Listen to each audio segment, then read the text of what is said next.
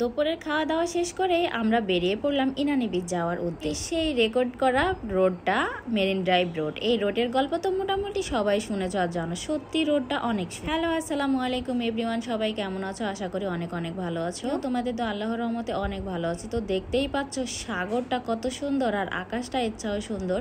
এত ভালো লাগছিল দেখতে রোডটা দিয়ে যেতে। রোডটার গল্প শুনেছি কিন্তু বাস্তবে না গেলে তো বুঝতেই পারতাম না আসলে যে এত সুন্দর।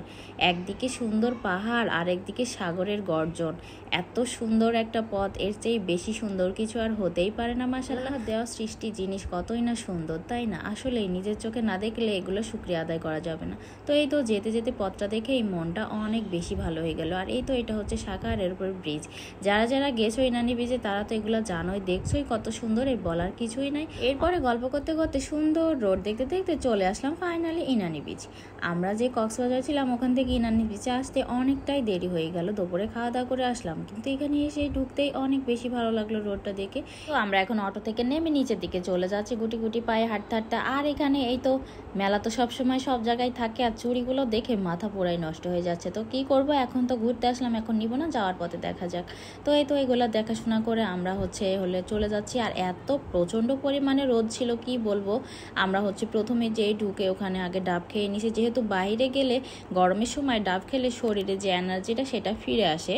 তো এই তো এখন যেই দেখছি মাশাল্লাহ মাশাল্লাহ অনেক সুন্দর, কি বলবো, এই সুন্দরের কথা বলে বোঝানো যাবে না আর কি।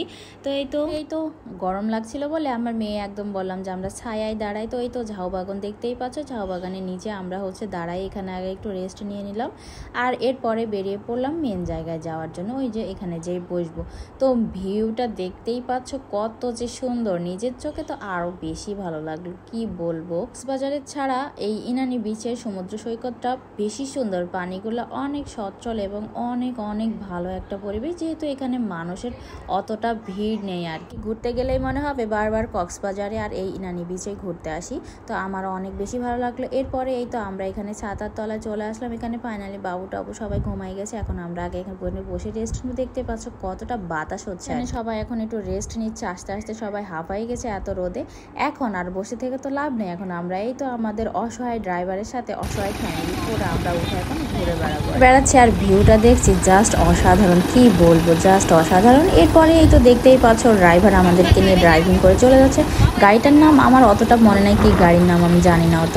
তো এই তো আমরা এই রোদের মধ্যে এখন ঘুরে বেড়াচ্ছি। আর এখন এই যে ফাইনালি নেমে গেছি, এখানে এখন লাল কাঁকড়া দেখবো বলে এখানে দাঁড়াই গেলাম। আর ভিউ দেখছি, ভিউটা মাশাল্লাহ মাশাল্লাহ অনেক বেশি সুন্দর, যে মনটা একদমই ভালো হয়ে গেল। দেখতেই পাচ্ছ আকাশটা কত সুন্দর লাগছে দেখতে, কি বলবো আর কি। তো এখন এই তো এখানে লাল কাঁকড়া দেখতে আমি চলে আসলাম। তো আমরা যেই এখানে বের হয়ে পড়েছি, কাঁকড়া কিন্তু গাড়ি থেকে দেখতেই পেলাম যে কাঁকড়া দেখা যাচ্ছে অনেকগুলো। আমাদের একদম পায়ে শব্দ পেয়ে কাঁকড়াগুলো ভিতরে ঢুকে গেল। আর এই তো অন্য গাড়ির ড্রাইভার এসে কাঁকড়াটা বের করে দেখাইলো, লাল কাঁকড়া। সত্যি লাল কাঁকড়া তো একদমই লাল। তো এই তো একজনকে দিয়েছে হাতে, তো আমিও যে ওখানে দেখলাম। আর এই পাচ্ছ আমার মেয়েরা একদম নিজে বালিতে বসে লেখালেখি শুরু করে দিয়েছে। মরুভূমিতে এসছে বলে কথা, বালিতে এসছে বলে কথা, বালিতে লেখাপড়া করবে না তা তো হয় না। তো তার নাম লিখছে। এরপরে আমরা অনেকক্ষণ ঘোরাঘুরি করে ফাইনালি আবার জায়গা চলে আসলাম। এখন খাওয়ার পালা। এইখানে ভাইরাল সেই আনারকলি না কি ফল আর কি, যাই হোক এই ফলটা এখন আমার মেয়ে খাবে। তো আমি প্রথমে সাহস পেলাম না খাবো, আমার মেয়েকে বলছি তুমি আগে খেয়ে দেখো। তো এই তো খাওয়ার রিভিউটা আমার মেয়েই দিবে আর কি, কেমন লাগে। মজা কেমন?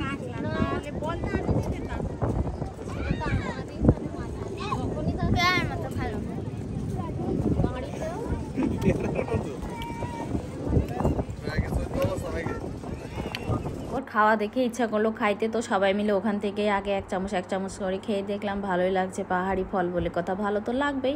তো এই জন্য আমরাও সবাই মিলে খাওয়া দাওয়া শুরু করে দিলাম, কিন্তু একটা সবাই মিলে খেয়ে শেষ করতে পারি। ঘোরার নেশা মাথায় আছে, খাবো কি করে। এখন এবার যেতে হবে আমাদেরকে জীবন্ত পাথর দেখতে। তো আমরাও এটা এখানে বসে একটু হাঁপনি, দেখতেই পাচ্ছ আমার বাবান পাখিটা গরমে একদম লাল হয়ে গেছে, প্রচন্ড গরম ছিল, তারপরেও সুন্দর বাতাস। এরপরে চলে যাচ্ছে আমরা এখন গুটি গুটি পায়ে হাঁটতে হাঁটতে সেই স্পেশাল ইনানি বিচের যে স্পেশালিস্ট সেটা হচ্ছে জীবন্ত পাথর। এখন আমরা হচ্ছে জীবন্ত পাথর দেখার উদ্দেশ্যে চলে যাচ্ছি। আর এত সুন্দর সুন্দর হাওয়া হচ্ছে, রোদটাকে কিছুই মনে হচ্ছে না, জন্য ভিউটা অনেক বেশি সুন্দর আসছে। দেখতেই পাচ্ছ আকাশ দিয়ে সাগর দিয়ে এত ভালো লাগছে, মন চাচ্ছে না ওখান থেকে আসতে, মন চায় ওখানে চলে যেতে। মানে ঢেউটা দেখতেই পাচ্ছ এত বেশি ভালো লাগছে যে আমার এখান থেকে নড়তে ইচ্ছা করতেছে না, কারোই নড়তে ইচ্ছা করবে না, এত সচ্ছল সুন্দর পানি। এখানে কিন্তু বেশিরভাগ কেউ গোসল করে না, এখানে মানুষের অত মানে বেশি ভিড় নাই আর কি। পানিটা দেখলেই মানে অনেক বেশি ভালো লাগে। আমার কিন্তু কক্সবাজারটা অনেক অনেক অনেক বেশি ভালো লাগছে, তার মধ্যে ইনানি বিচটাই দ্য বেস্ট আর কি ছিল।